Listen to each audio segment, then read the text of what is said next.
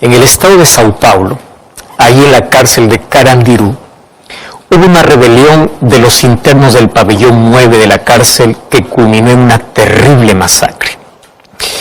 Ese conflicto se realizó entre presos y policías. ¿Cuál fue el resultado? 111 muertes. Sabes que ese fue un día de tragedia. Pero ¿sabes que hubo una rebelión que involucró a muchas más personas que en este conflicto que hubo en Carandiru? Una rebelión universal con efectos catastróficos en todos los sentidos, solo que esa catástrofe llega hasta nuestros días. Nadie de nosotros va a olvidar lo que ocurrió en diciembre del año 2019, cuando todos nos estábamos preparando para un buen año, para recibir un nuevo año. Fuimos sacudidos por aquella noticia que amenazó con la vida de toda la humanidad. Escuchamos por primera vez la aparición de una pandemia llamada COVID-19. Trajo tanta crisis, tanto dolor, y cada día está llevando a miles de personas a la muerte. Así quiero decirte que la primera pandemia ocurrió hace miles de años, cuando en un lugar perfecto apareció por primera vez la mancha de pecado que comenzó a contaminar a los ángeles en el cielo, luego contaminó a los seres humanos aquí en la tierra, y esta pandemia de pecado lleva también hoy a miles y miles de personas cada día a la muerte eterna. Una rebelión en el cielo o una pandemia llamado pecado rompieron la armonía del universo perfecto que había sido creado por Dios. Y allí nace la pregunta, ¿cómo apareció el pecado? ¿Cómo apareció? ¿Cómo apareció Satanás si Dios creó a todos los seres perfectos? A nadie creó con el mal en su corazón. Tú sabes que la Biblia presenta el origen y el fin del mal. Y hoy quiero contarte lo siguiente. Todos los seres celestiales reconocían a Dios con lealtad y amor. Es decir, en el universo había una armonía perfecta. Ahora, misteriosamente, el mal comenzó en el cielo. ¿Y cómo comenzó? En un ser creado por Dios totalmente perfecto. Dios creó a los ángeles con libertad y voluntad para poder servir a su Creador. Sin embargo, hubo uno de ellos que pervirtió esa libertad. ¿Cómo lo hizo? Él se independizó contra Dios, o se independizó de Dios y se rebeló en contra de Dios. En la Biblia nosotros encontramos cómo se usa la figura de los reyes de Tiro y de Babilonia para poder mencionar cómo comenzó el pecado. Hay dos textos que declaran de manera perfecta. El libro de Isaías capítulo 14, versículo 12 al 14, allí dice, ¿cómo caíste del cielo, oh lucero, hijo de la mañana? Y cuando vamos a Ezequiel capítulo 28, versículo 12, dice, o el versículo 12 y 13, dice, tú eras el sello de la perfección, lleno de sabiduría y acabado en hermosura. En el huerto de Dios estuviste, te vestiste de las piedras más preciosas. Tú, querubín grande y protector, yo te puse en el monte de Dios. Allí estuviste, en medio de las piedras de fuego te paseabas. Perfecto eras en todos tus caminos desde que fuiste creado hasta que se halló en ti maldad. A causa de la multitud de tus contrataciones fuiste lleno de iniquidad. Se enalteció tu corazón a causa de tu hermosura. Corrompiste tu sabiduría a causa de tu esplendor. Y yo te arrojaré por tierra, delante de los reyes te pondré para que miren en ti. ¿Sabes que el pecado comenzó en un ángel que tenía cualidades muy especiales? Aquí te menciono algunas. En primer lugar, era un querubín protector. Así dice. Ahora, ¿quién es un querubín?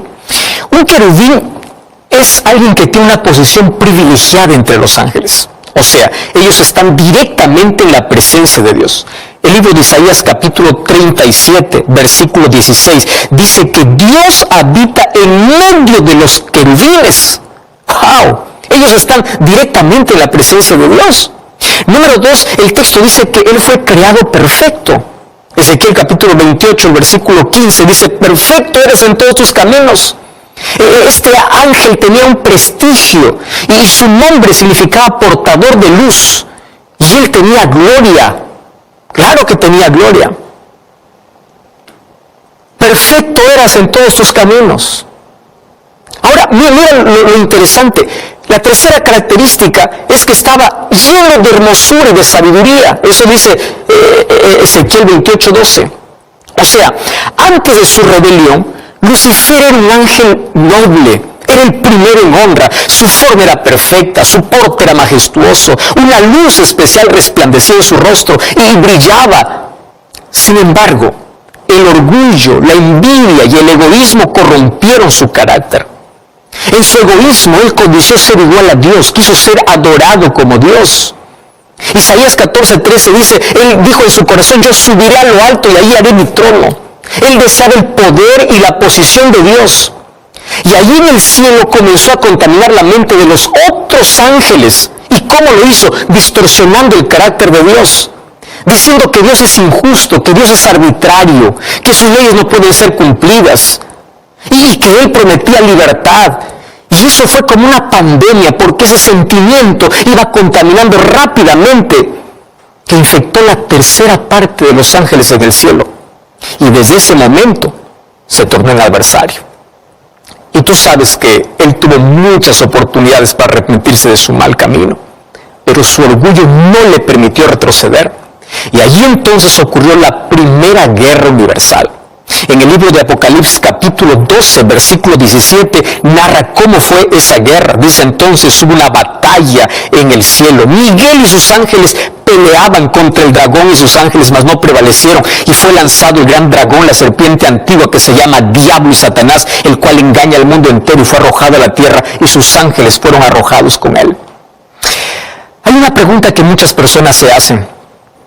¿Por qué Dios no destruyó a Satanás cuando se rebeló? Y la respuesta es muy sencilla. Si Dios hubiese destruido a Satanás, se hubiese generado una duda en el universo. Y la duda sería, ¿por qué Dios lo destruyó? ¿Acaso Satanás tenía razón y Dios quiso silenciar? Por eso Él permitió que el tiempo pueda revelar ante el universo cuál es el verdadero carácter de Dios y la maldad que había en el enemigo. Pero ¿sabes una cosa? El pecado es un misterio. ¿Cómo es que se contamina un corazón perfecto? Sin embargo, nosotros sabemos que Dios creó seres libres y seres inteligentes para que ellos voluntariamente puedan servirle por amor. Mas uno de ellos eligió rebelarse. Dios también creó a Adán y Eva en la tierra. Y Dios, cuando creó a Adán y Eva, no los creó como robots programados para obedecer. Los creó como seres libres e inteligentes, igual que los ángeles. Pero entonces viene la pregunta, ¿cómo puedes probar que eres libre? Cuando la libertad es puesta a prueba. Por eso es que ellos tenían que pasar una pequeña prueba. En el libro de Génesis capítulo 2, versículos 16 y 17, dice que Dios colocó allí en medio del huerto un árbol que le dijo, ustedes no podrán acercarse ni comer de este fruto. Ahora, ¿por qué digo que es una pequeña prueba? Porque hubiese sido difícil si Dios hubiese dicho así, solo del fruto de un árbol podrán comer y de todo lo demás está prohibido. Mas ahora le dice, de todo podrán comer menos de uno. Ahora, esa pequeña prueba demostraría su lealtad y su amor para servir a Dios. Era la pequeña prueba de obediencia para hacer el uso inteligente de la libertad que Dios les había dado. Mas ellos fueron advertidos de que había un maligno. Y ellos sabían que solo había un lugar donde podría tentarlos, justamente en el árbol prohibido. ¿Cómo le gusta al ser humano acercarse donde está prohibido? ¿Cómo le gusta al ser humano tomar los mayores riesgos? Por eso terminan los lazos de la tragedia y de la muerte. Un día, Eva se separó de su marido y se acercó donde no debía. Y allí aparece el capítulo 3 de Génesis, los primeros 9 versículos, donde narra la triste historia de la caída del ser humano. Ahora, Eva jamás imaginó que Satanás iba a venir disfrazado en el animal más hermoso de la creación. La serpiente es uno de los animales más temibles por causa de la maldición después del pecado. Pero en el jardín del Edén, la serpiente era el animal más hermoso. No se arrastraba, ella volaba. Y ahora aparece hablando con Eva. Y Eva es seducida por el diablo, porque esa es la especialidad del diablo. Primero, disfrazarse en lo más bonito para luego seducir. Satanás hoy continúa con la misma estrategia. Y sabes que Satanás, él nunca muestra la cara. Él se esconde siempre detrás de lo que atrae y lo hace para luego seducir y llevar al ser humano a la muerte. Si quiere arruinar la vida de una señorita, puede seducirla detrás de un joven hermoso para que lo aparte de Dios. Si quiere arruinar la vida de un joven, puede aparecer detrás de una joven muy linda para separarlo de Dios. Satanás seduce a las personas a través de un lugar, de una persona, de un vicio. Todo aquello que te separa de Dios es usado por Satanás. Por eso tú puedes cortar todo aquello que no te ayuda a crecer, todo aquello que te impide estar cerca de Dios. Satanás apareció disfrazado y lo primero que colocó allí en la mente de Eva fue la duda. ¿Con qué Dios os ha dicho? Tú sabes que la duda siempre será una de las mayores armas de Satanás. Lo mismo quiso hacer con Jesús allí en el desierto de la tentación. Él, cuando se presentó a Jesús en la primera tentación, dice, si eres el Hijo de Dios. Cuando el Padre le había dicho allí en el bautismo, tú eres mi Hijo amado. Ahora viene Satanás diciendo, si eres el Hijo de Dios. Allí en el jardín del Edén, Dios había dicho que el día que coman del fruto van a morir. Ahora viene Satanás y dice, ustedes no van a morir. Es que el enemigo tiene una manera interesante de poder colocar esa semilla en nuestra mente y es a través de nuestros sentidos. Tú sabes que nuestros sentidos son las puertas del corazón y a través de los sentidos el corazón se llena. Ahora tú decides qué puerta abrir y qué puerta cerrar, porque todo aquello que entra por nuestros sentidos es aquello que está llena nuestra mente. Mira cómo allí en el jardín del Edén se usaron los 5 sentidos. Número 1 dice que Eva vio del fruto, vio.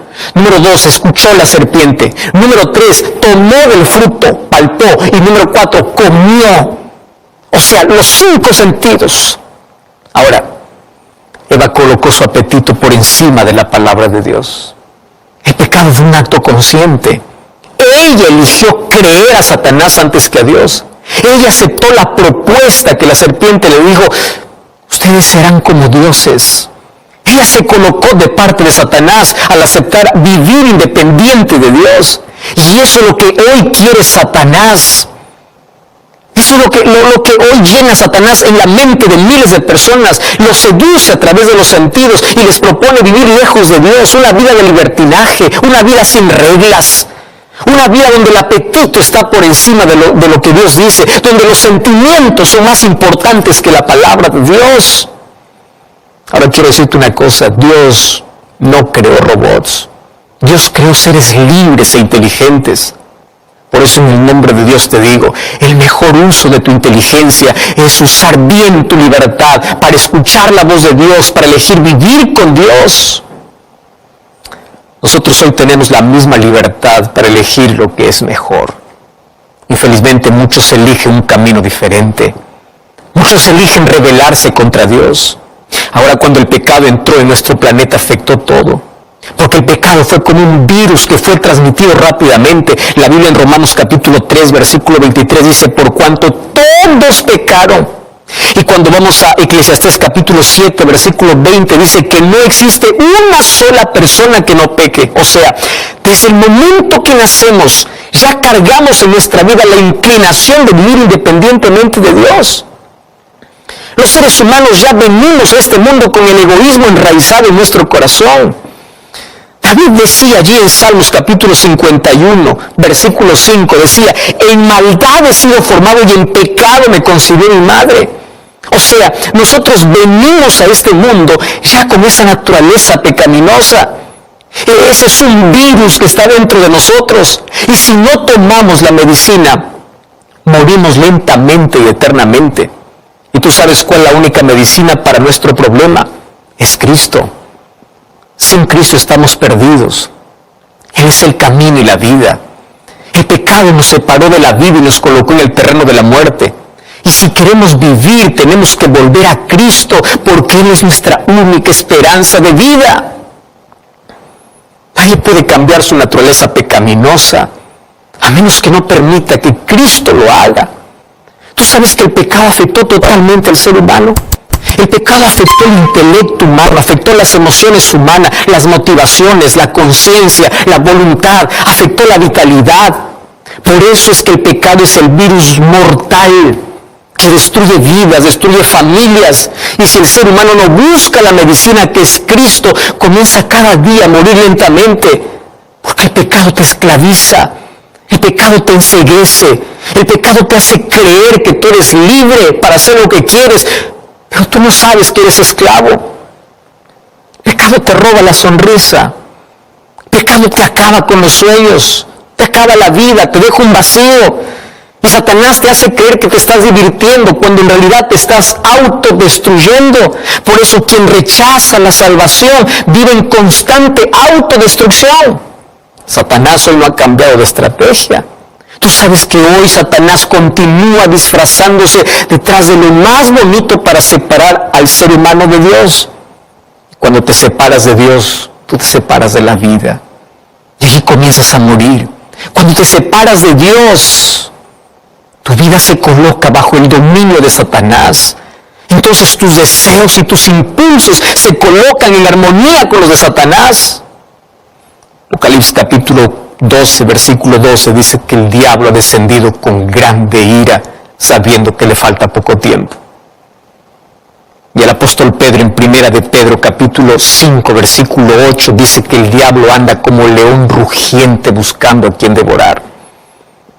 Tú sabes que Satanás es astuto para seducir, para colocar trampas, incluso para hacer falsos milagros, para separarte de la verdad.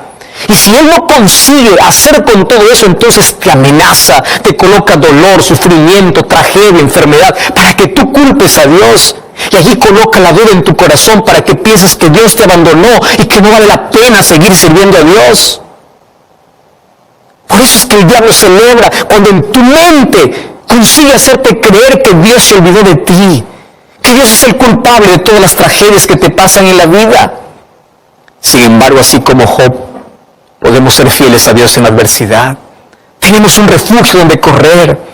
Satanás jamás podrá devorar a alguien que se aferra a Dios, aun cuando la noche sea oscura en tu vida. Porque para que Satanás te pueda devorar, primero te tiene que alejar de Dios. Mientras el ser humano se aproxime cada vez más a Dios, Satanás no podrá hacerte nada. Por eso el libro de Santiago, capítulo 4, versículo 7 dice: someteos pues a Dios, resistid al diablo y él huirá de vosotros. Sabes que cada día tú tienes dos caminos: ir a Dios o huir de Dios, tener esperanza o seguir la desesperación, amar la luz o aceptar la oscuridad. El libro de Juan capítulo 3 versículo 19 es un texto muy triste, y allí dice que la condenación de los hombres estaba en que la luz vino a este mundo, pero los hombres amaron más las tinieblas que la luz. Cada día tú eliges vivir o morir. Por eso Deuteronomio capítulo 30 versículo 19 y 20 dice: hoy he puesto delante de ti la vida y la muerte, elige la vida. Esa es la mayor invitación de Dios para ti. Deja el camino de la muerte. Mas Dios solo puede invitarte.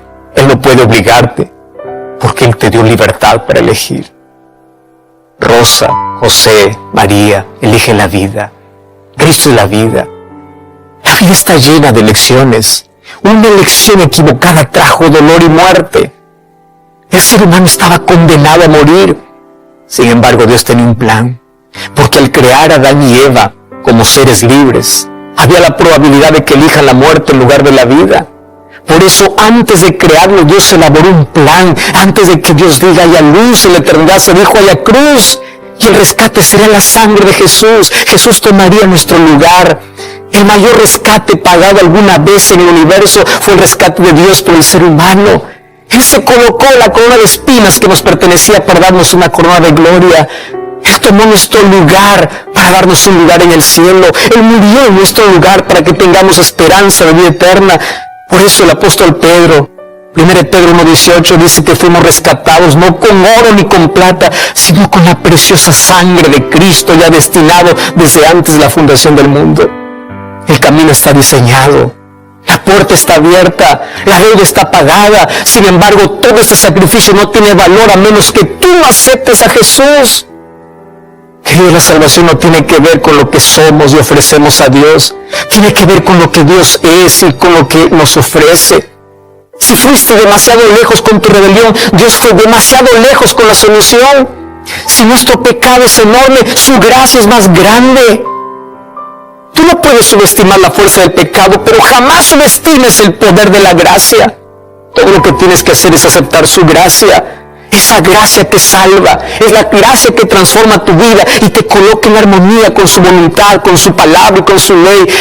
Por eso no rechaces la medicina, porque el problema no está en la herida, sino en que tú rechaces la medicina, y la medicina es Cristo. Tú sabes que hay tres cosas que Dios no conoce. Número uno, Dios no conoce un pecado que Él no odie, porque Él sabe que el pecado destruye a sus hijos. Dios no conoce un pecador que Él no ame. Nada de lo que tú hagas va a impedir que Dios te ame. Número 3, Dios no conoce un pecado que Él no perdone. Tú sabes que el pecado imperdonable es cuando tú ya no quieres perdón. Es cuando tu corazón perdió la sensibilidad y prefieres voluntariamente vivir en pecado. Pero mientras reconozcas que eres un pecador y necesitas de un Salvador, siempre habrá perdón para ti. Pero también la Biblia dice que no conoce un mejor tiempo que ahora para aceptar a Jesús como Salvador. Sabes que el cielo estará lleno de grandes pecadores arrepentidos y transformados por la gracia y el poder de Dios. Y tú sabes que el lago de fuego estará lleno de pequeños pecadores que no cometieron graves pecados, pero que siempre rechazaron la gracia de Jesús y confiaron en sus obras. Hoy los brazos de Jesús se abren para recibirte, pero de nada sirven sus brazos abiertos cuando tu corazón está cerrado. Tú sabes que un día el pecado será eliminado, y serán eliminados también todos aquellos que se aferraron al pecado en lugar de aferrarse a Cristo. Elige bien. No tome la elección de Lucifer y la elección de Adán y Eva. Elige a Cristo. Aférrate a Cristo, eres la vida. Vamos a orar. Querido Dios, perdona nuestros pecados y reconocemos que al ser pecadores necesitamos de un Salvador que es Jesucristo. Danos tu paz, coloca la esperanza de vida eterna en nuestro corazón. Hoy queremos ser aceptados y abrazados por ti. En el nombre de Jesús. Amén. Yo te invito a buscar una iglesia adventista del séptimo día. Allí te espero para seguir aprendiendo las verdades bíblicas. Y recuerda que la verdad te da libertad y te prepara para la eternidad.